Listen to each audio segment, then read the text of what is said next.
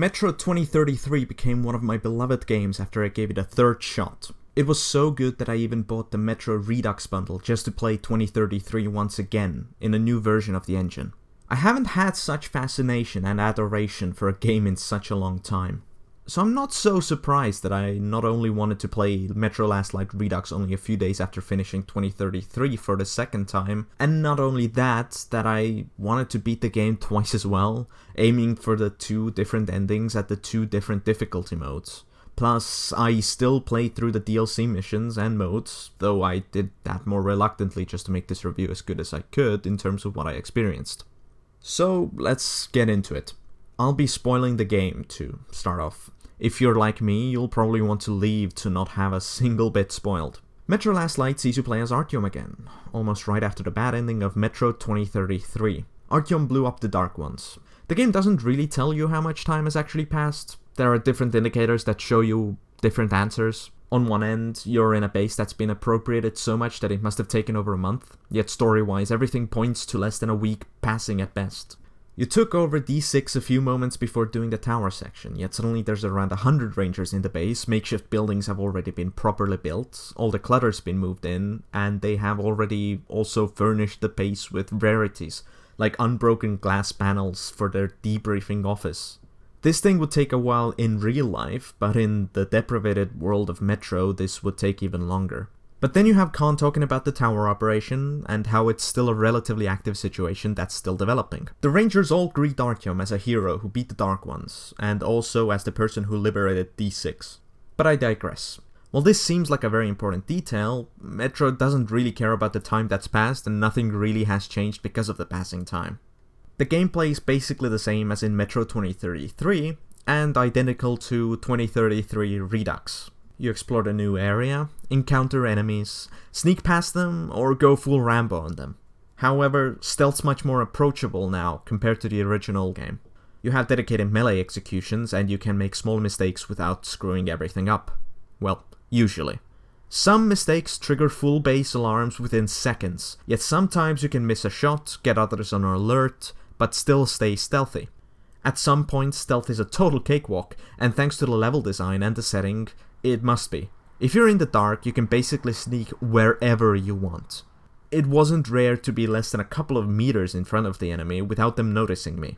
As long as you haven't done anything noticeable, then you probably won't even have to be more careful with enemies using headlamps. No one even notices you turning lights off. However, they do notice if you shoot them out.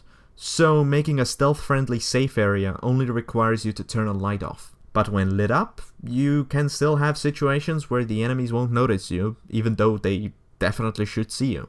Because of these things, stealth isn't very intuitive. Logic would tell you that you can't just sneak across the middle of the room just because there's a tight shadow, but you can do it, and sometimes the game completely expects you to do it.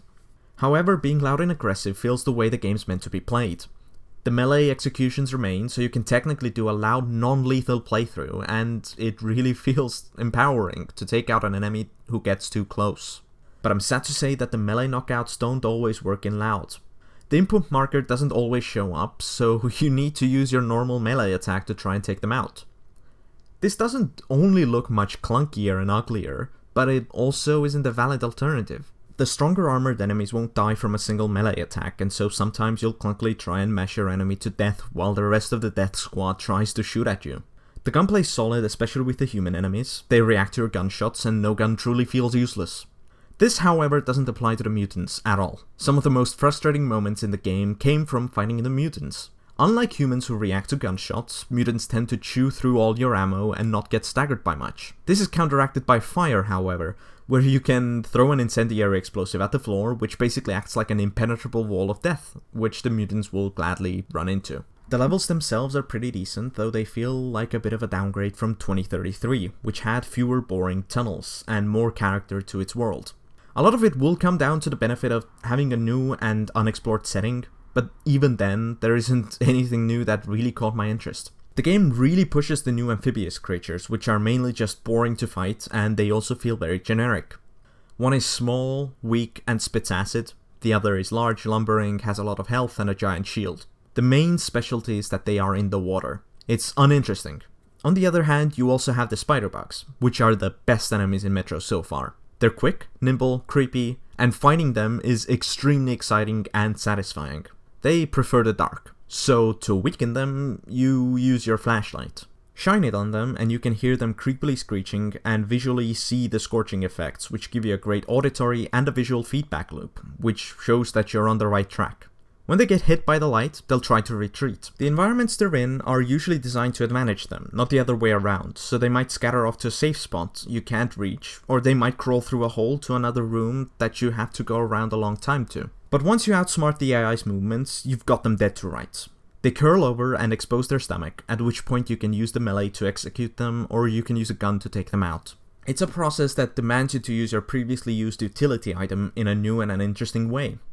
What truly makes the spiders fun though is the fact that you never have to fire a shot at them. But since they use their large numbers to overwhelm you, you might not want to risk it and instead want to start using your gun to thin out the herd. But I'm sad to say they completely wasted this enemy by barely featuring them in the game.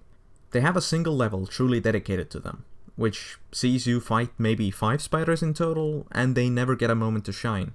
There's also a large level where the first half sees them featured in the side paths, which are completely optional, and which also don't take advantage of their true potential to be a frightening menace, which they should have been.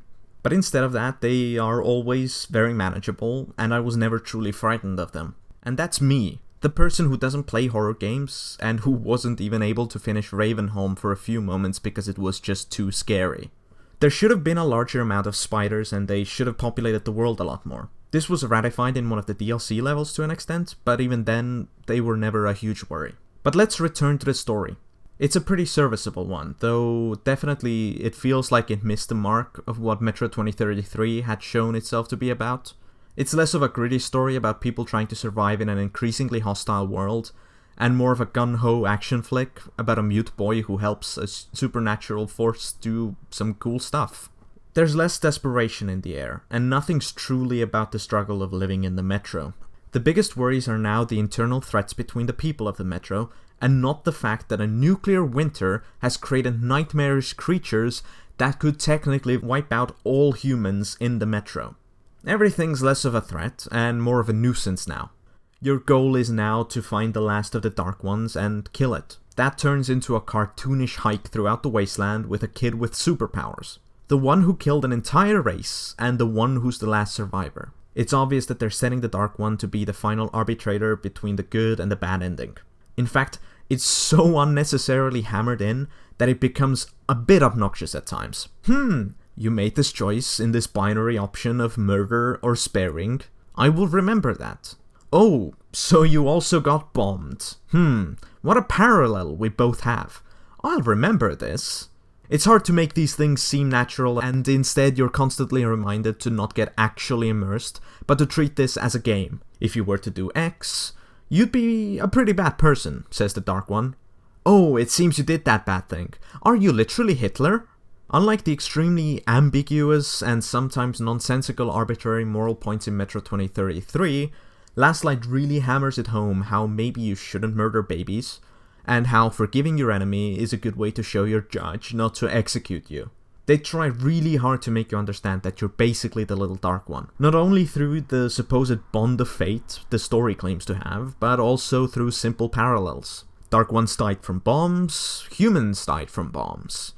You can forgive, the Dark One can forgive, you got spared by a more powerful enemy, in this case the son of the communist chairman. We get it, their fates are intertwined and history repeated itself, and now it's up to us to see if the chain is broken. What also frustrates me is Artyom himself. First of all, he doesn't speak. In the first Metro it made sense. Artyom was a total nobody in a world that was completely against him, he didn't know anything about it, and he had only spent time in his home station. He had nothing to add to the world, he was always learning, and even if he wasn't, he was dealing with a superior who was already aware of what needed to be done. Artyom was essentially on rails for a story that carried him forward like a sack full of potatoes. It fit the story and the narrative. But now Artyom is one of the most influential people in the Metro. He basically is credited and is also one of the main reasons the world found out about the second Metro, the main reason D6 was taken, the main reason why the Rangers got so powerful, the main reason people have a chance to actually defeat the mutants, and why so many people are still alive. He has gone to hell and back. He went topside and lived to tell the tale. He fought the biggest threat for the Metro single-handedly by killing the Dark Ones. He saved an entire station alone while everyone else held the entrance.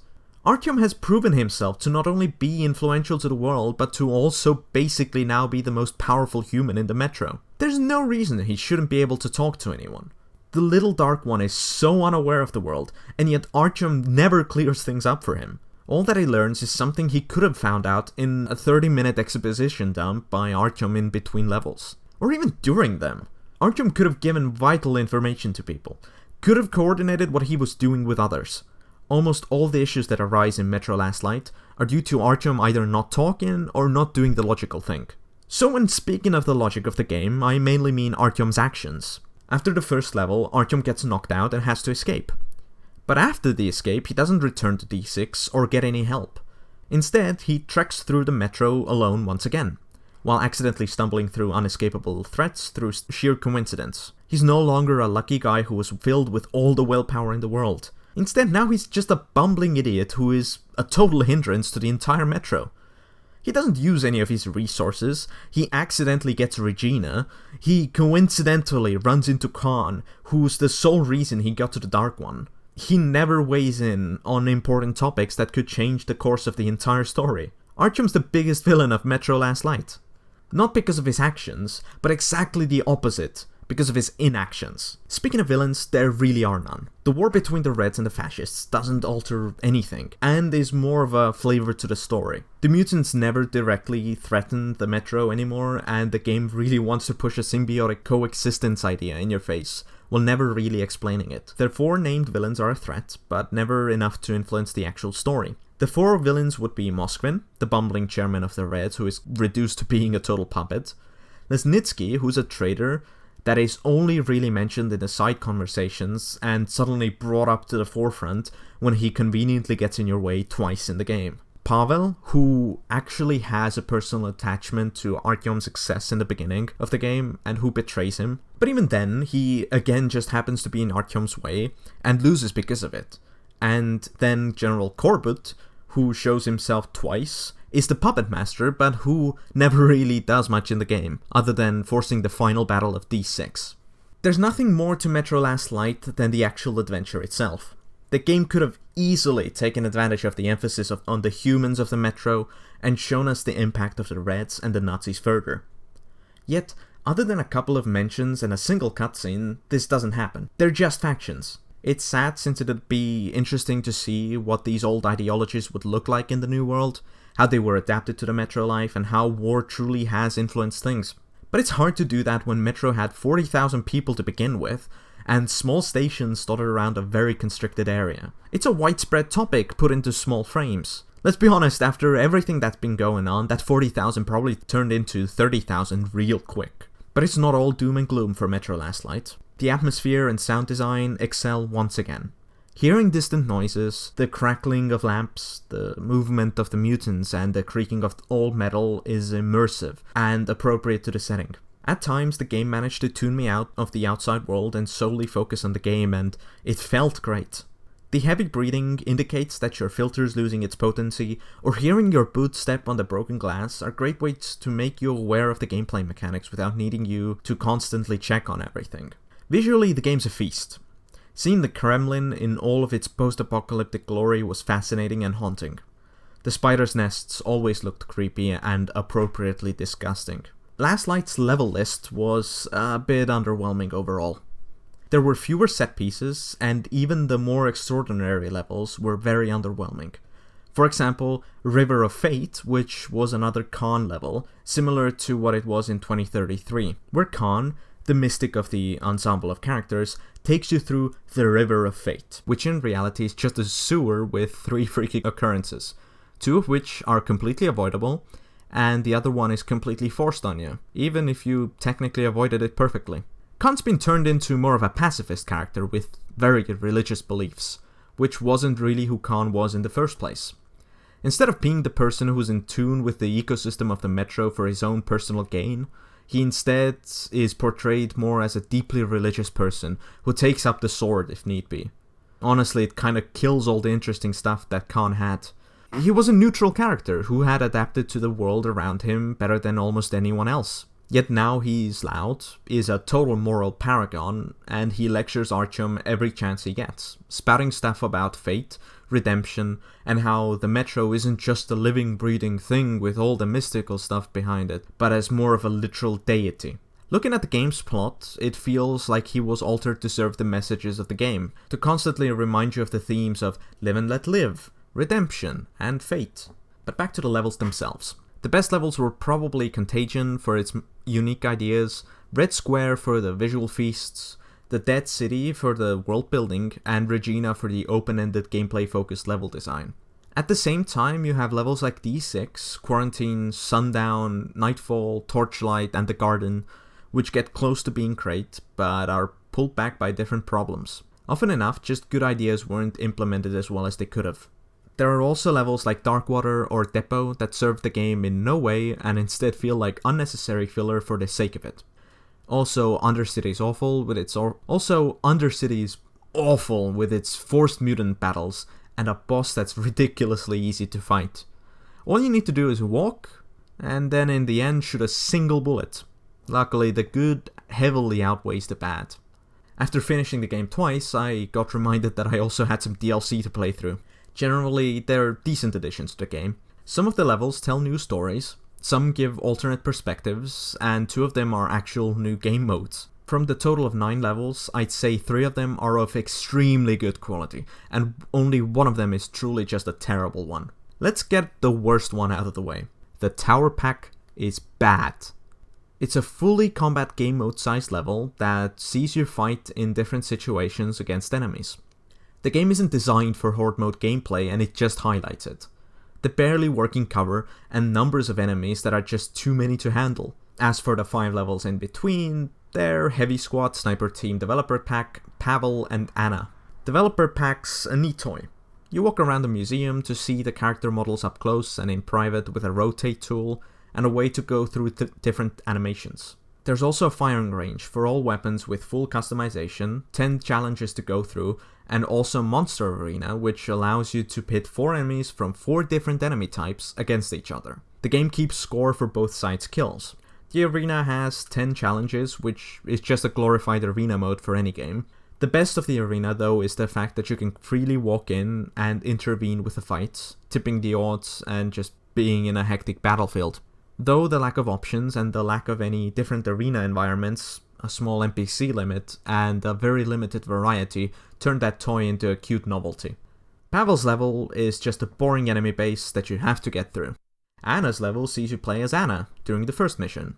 It's pretty standard stuff. Heavy Squad has you play as a Nazi soldier in the original Frontline level from 2033 as a heavy gunner who's in the middle of a massive battle. What holds it back is the fact that you never move from your position and that the cover doesn't work at all, causing a certain section to insta-kill you at random.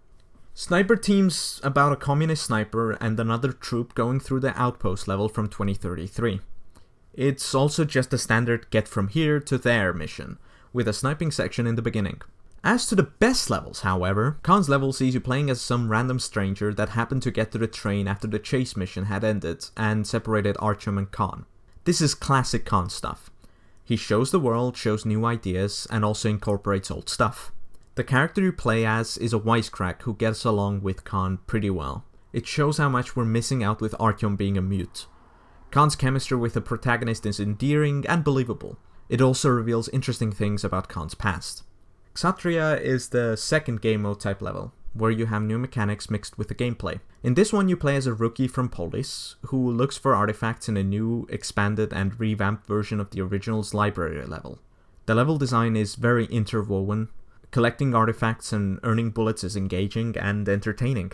The game also has a pair of artifact hunters who interact with you organically while you play the game. It's a very robust level and it was a fun couple of hours. Spider Lair was the DLC level I mentioned that did the spiders some justice. You're in a trio of stalkers who are looking for a bunker complex that's similar to D6. They hang out in Venice and the game fast forwards a couple of days.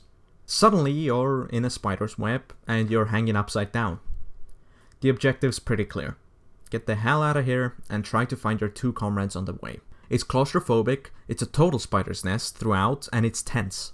The game incorporates the flamethrower perfect, using it as a way to clear out spider goop and to get extra stuff. Sadly, it didn't work since I could collect the extra goodies without burning anything, since the prompt showed up regardless. You might be strapped for ammo, depending on your playstyle. For me, I used around 5% of all ammo I found, mainly just using the flamethrower at the most intense confrontation and to clear up some goop. It's a very well designed level, since you can see your exit pretty quickly and you're constantly moving towards it. Each time you climb the stairs, you hope that it's the last time. The ending's very cheesy, but fun and appropriate. It forces you to play more methodically, and that's what Metro should be. Which is why I didn't care for the shrimps, and why I really don't like the Nosalises.